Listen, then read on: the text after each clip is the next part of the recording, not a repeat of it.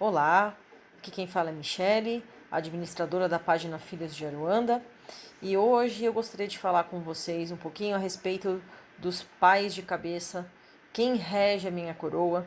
Muitos dos irmãos seguidores da página vêm me perguntar através de mensagens diretas, dos comentários, dos próprios comentários nas postagens a respeito dos pais de cabeça.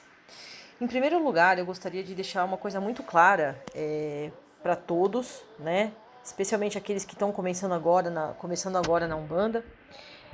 Muito se pergunta quem é o meu pai de cabeça, quem é minha mãe de cabeça, quem rege minha coroa. Sou filho de qual orixá?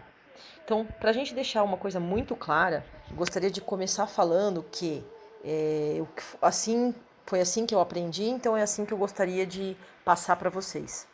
Nós somos filhos de todos os orixás, tá, gente? Então, assim, de nada adianta a gente saber quem rege a nossa coroa se a gente não sabe o que isso significa na nossa vida, né?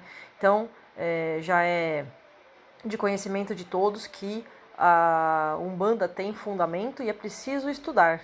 Então, assim, o caminho mais seguro para se saber qual é o seu orixá, qual é o seu orixá, o que rege a sua coroa, na verdade a gente não tem um orixá, então até melhor falando, qual é o orixá que rege a sua coroa, é o caminho do autoconhecimento e de conhecer todos os orixás. Ou seja, quais as qualidades destes orixás, de todos, porque aí você vai se identificar com essas características, né?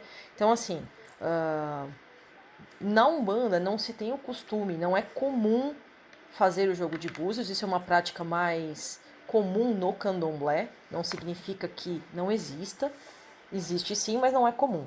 Então, a primeira dica que eu daria, vamos estudar, vamos saber das características de todos os orixás. Por quê? Uma maneira da gente saber quais orixás regem a nossa coroa é através dos jogos de búzios, né? Como eu acabei de falar, mais comum no candomblé. Mas uma outra forma de a gente descobrir, da gente saber quem são os orixás que nos regem, é através do nosso comportamento, né? Dentro do terreiro, juntamente ao nosso dirigente, ao nosso pai de santo, que muitas vezes acaba dando algum direcionamento com relação a isso, através dos nossos trejeitos, através da maneira de a gente se portar, tanto como um médium desincorporado quanto em incorporação durante os trabalhos, né? Então, assim, a gente precisa estudar. Eu mesma, tô dizendo por uma questão particular, eu nunca joguei búzios e tenho plena convicção do orixá de frente, né? E isso por conta disso que eu estou dizendo agora, né? Então, assim, por causa dos trejeitos, por causa dos indícios que nós vamos recebendo ao longo do tempo, né? Então, isso é uma coisa... a gente tem que ir caminhar a passos leves. Então, principalmente para quem está começando agora, não se preocupem e não tenham essa ânsia de saber, tá? Vocês têm que ter em mente que nós somos filhos de todos os orixás e que temos sim aqueles orixás que nos regem, mas aí também a gente entra numa outra área numa outra fase dentro da mesma área, né? E aproveitando esse gancho, eu gostaria de falar dos orixás, da tríplice, né? Das forças que existem para o médium. Então é assim, eu vou falar bem rapidamente, né? Nós temos, para começar, muito se confunde por falar dos orixás de frente, né? Ah, quem é o orixá de frente? Nós temos três tipos. A gente tem os orixás de frente, os orixás adjunto ou disjuntó, né? Que são os mesmos, eles são conhecidos dessa mesma maneira, e os orixás o ancestral, que vem da parte ancestral. Vamos começar pela parte ancestral. O que é isso? Eles são parte do centro, eles atuam no centro do chakra da coroa, do chakra coroa, da nossa coroa. Então é assim, o ancestral, nós temos dois, a gente tem sempre um casal. Sempre tem que ser um casal.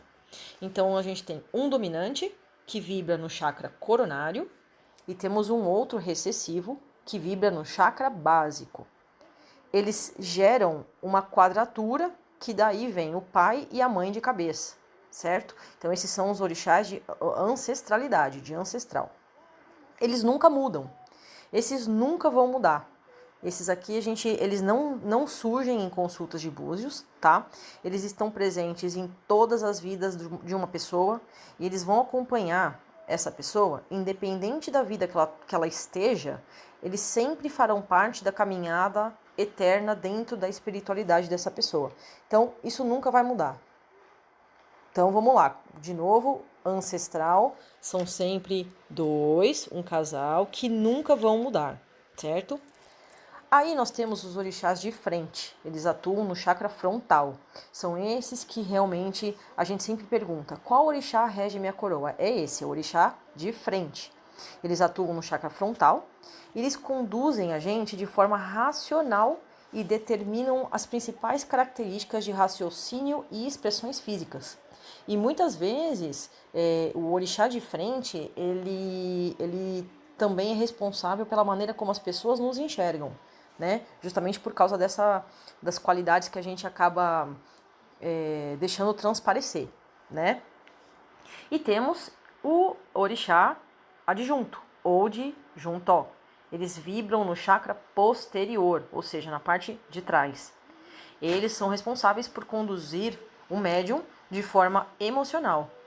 Então, quando existe um desequilíbrio ou uma perda da forma lógica de raciocínio, que seria o orixá de frente, o orixá adjunto aparece para dar ao médium energias pelo lado emocional, a fim de, a fim de trabalhar dentro daquele momento de pressão.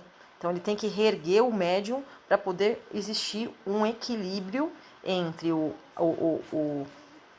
orixá de frente e o orixá de trás, o orixá adjunto.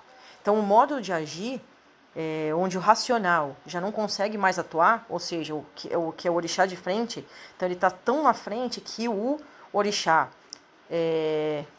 adjunto ele entra em ação para ele equilibrar a vida do médium, para ele poder dar aquelas características que são de acordo com o temperamento desse orixá adjunto, né? Então, assim, a gente tem o ancestral, que nunca vai mudar, independente de quantas vidas você esteja vivendo.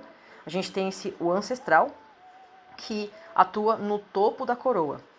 Temos o orixá de frente, que atua de forma racional. E temos o orixá de trás, que atua de forma emocional. Isso tudo forma uma pirâmide, e a pirâmide de forças do médium. Então isso tudo forma o que é necessário para o médium, né, ter dentro da encarnação dele. Então são os pontos de força do médium. E vale lembrar também que os orixás de frente e adjuntó, eles são também sempre um casal. Então, se um orixá de frente for Ogum, o orixá adjunto vai ser, por exemplo, Iemanjá, ou vice-versa. De frente pode ser Iemanjá e o adjunto pode ser Ogum, mas é sempre também um casal. E esses orixás, tanto de frente como o de trás, o adjunto, eles regem essa encarnação do médium. Então, é diferente de ancestral. Ancestral é a vida toda, né? A vida toda, de todas as vidas. A vida toda, todas as vidas. O orixá de frente e o orixá de adjunto são aqueles que regem a nossa vida a de agora, esta encarnação. Mas também são casais, né? Necessariamente. Certo? Eu espero que isso tenha elucidado um pouquinho a dúvida daqueles que vêm me perguntar a respeito. E o que vocês quiserem saber, vocês podem usar o campo dos comentários para a gente manter contato. Eu vou respondendo as dúvidas conforme elas forem surgindo, tá bom? Mas lembrem-se, somos filhos de todos os orixás. Que vocês fiquem em paz, Paz e bem, axé, saravá, um beijo no coração de todos. Obrigada por mais essa oportunidade.